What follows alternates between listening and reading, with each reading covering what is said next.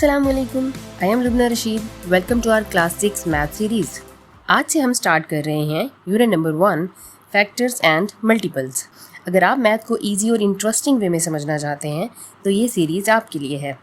आज के लेसन में हम सीखेंगे what are factors. You can find definition on your text book page number 1 here. A factor is a number which divides the dividend completely, leaving no remainder. Factor का मतलब है वो number जो किसी दूसरे नंबर को एग्जैक्टली डिवाइड कर सके बिना कोई रिमाइंडर छोड़े, या फिर आप कह सकते हैं कि रिमाइंडर ज़ीरो आए। आसान लफ्ज़ों में कहें तो फैक्टर हमेशा वो नंबर होता है जो किसी दूसरे नंबर को कम्प्लीटली डिवाइड करता है। For example, okay let's suppose हमारे पास नंबर है 12 जिसके हमें फैक्टर्स फाइंड आउट करने हैं। सबसे पहले हम इसको डिवाइड करके देखेंगे 1 से। 1 एक ऐसा नंबर है जो तमाम नंबर्स का पहला फैक्टर होगा, क्योंकि 1 से हम किसी भी नंबर को डिवाइड करेंगे तो रिमाइंडर हमेशा ज़ीरो ही आएगा। तो लेट्स सी 1 1 ज़ा 1। अब हमारे पास नीचे आया 2, सो 1 2 ज़ा 2। अब इसको माइनस करेंगे तो आंसर क्या आएगा, हमारे पास ज़ीरो आएगा। तो अब रिमाइंडर हमारा क्या हो गया, रिमाइंडर है ज़ीरो। ठीक है, okay now move towards the next word. 1 के बाद क्या होगा हमारे पास 2। तो अब हम 12 को डिवाइड करके देखेंगे 2 से। तो 2 का टेबल अगर हम रीड आउट करें तो 2 6 द 12। तो अब हमारा रिमाइंडर यहाँ भी क्या आया, ज़ीरो। इट मीन्स 2 भी 12 का फैक्टर है। नेक्स्ट हमारे पास है 3, और अगर हम 3 से डिवाइड करें तो 3 4 ज़ा 12, again remainder zero. Next word is 4। 4 के टेबल में कहाँ आएगा 12, 4 3 the 12, so again remainder is zero. Now the next is 5। 5 के टेबल में 12 आएगा, नहीं आएगा। तो हम आगे चलेंगे, 5 का टेबल एक बार पढ़ के देख लीजिए। अगर 12 आएगा तो फिर हम इसको यहाँ पे सॉल्व करेंगे, अदरवाइज हम नेक्स्ट वर्ड पे मूव करेंगे। तो नेक्स्ट वर्ड हमारा क्या है 6। 6 के टेबल में 12 आता है, 6 2 द 12, तो 6 2 द 12, तो 6 भी हमारा फैक्टर है।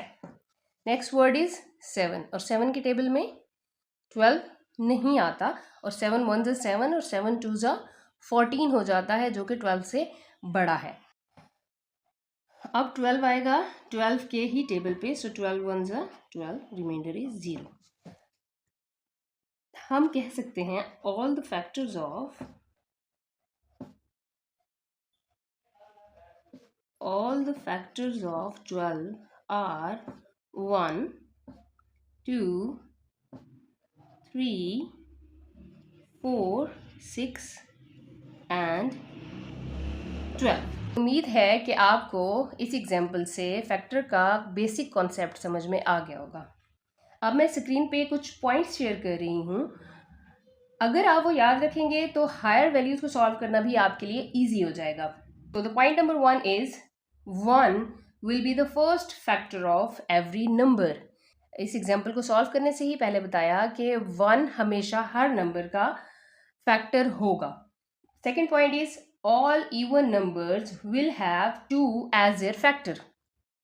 जितने भी इवन नंबर्स होंगे 2 फैक्टर होगा, क्योंकि इवन नंबर होते ही वही हैं जो 2 पे डिवाइड कंप्लीटली हो सके। Now the next point is all numbers end with 5 will have 5 as a factor. ऐसे तमाम नंबर्स जिसके एंड पे 5 आ जाए, 5 उन तमाम नंबर्स को डिवाइड करेगा, तो 5 हर उस नंबर का फैक्टर होगा जिसके एंड पे डिजिट 5 मौजूद हो। Next point is all the number greater than 0 end with 0 will have 2 5 and 10 as their factors. ऐसे तमाम नंबर्स जो कि 0 से बड़े होंगे और उन नंबर्स के एंड पे 0 आए, तो 2 5 और 10 हमेशा उनके फैक्टर्स होंगे। And the last point is factors are always whole numbers और इंटीजर्स। फैक्टर हमेशा होल नंबर्स होंगे या इंटीजर्स होंगे। डेसिमल वैल्यू कभी भी फैक्टर नहीं हो सकती।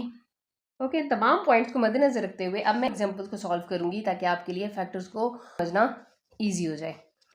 सो now our next example is 36. अब हम 36 को सॉल्व करेंगे. As I said 1 will be the first factor of every number. So 1 3 the 3, 6 will come down, 1 6 the 6, and now we get 0 as a remainder. तो factor 1 होगा. अब next आपको कोई भी क्वेश्चन सॉल्व करते हुए 1 के साथ डिवाइड करने की ज़रूरत नहीं है. आप जस्ट लिख सकते हैं that 1 is a factor of that number. Okay, now we will check 2. अब आप ये देखें 36 क्या है, इवन नंबर है. इवन नंबर है तो ऑब्वियस है 2 भी इसका फैक्टर लाजमी होगा. सो 2 1 से 2 माइनस करेंगे 1, now it become 16. So 2 8 the 16. 2 is also a factor because we are getting 0 as a remainder. Now next word is 3, or the next digit is 3. So 3 1 the 3, 6 हमारा नीचे आएगा, 3 2 the 6.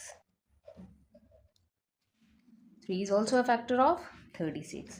Now we will move towards the next number, and which is 4. Yes, 4 का table read out करें, इसमें 36 आता है. So 4 9s are 36. So now we get 0. Now the next we will check 5. 5 की table में 36 नहीं आता तो हम 6 पे मूव करेंगे. 6 6 the 36. अब जहाँ पे आप देखें इधर भी 6 आ गया, ऊपर भी 6 आ गया.